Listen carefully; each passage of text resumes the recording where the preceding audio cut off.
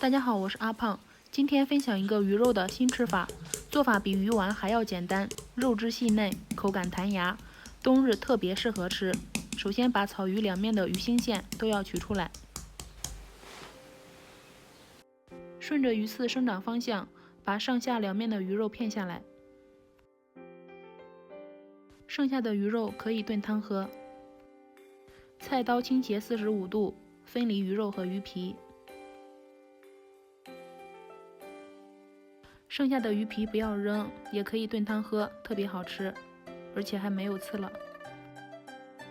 把鱼肉里面的红色部分剔除掉。3斤大的草鱼只得到了200克鱼肉，放进绞肉机里面，加入姜片、葱白，打成鱼泥，再加点清水，继续搅拌。鱼泥尽量打得细腻一些。现在开始调味，加入食用盐、白胡椒粉、鸡汁，再打入2个鸡蛋清，顺着一个方向搅拌上劲。碗内倒入清水，加入木薯淀粉大约100克，分3次加入，搅拌融合，一定要搅拌上劲，大约搅拌20分钟，这样做出来的口感才会更弹牙。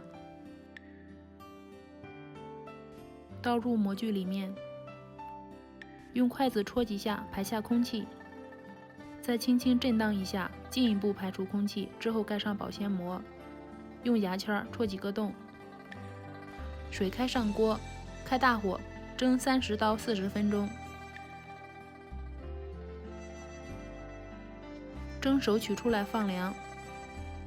放凉之后，取掉底部保鲜膜，放到清水里面，先用刀切成条。放水里面有2个好处，一是刀子好切，二是泡过之后口感更劲道，最后分成小块。可以看到鱼豆腐非常有弹性。之后控水捞出。这样做的鱼豆腐可以炒着吃、炸着吃、煎着吃、烤着吃，还能吃火锅，吃不完放冰箱冷冻1年都不会坏。做法简单，喜欢就试试吧。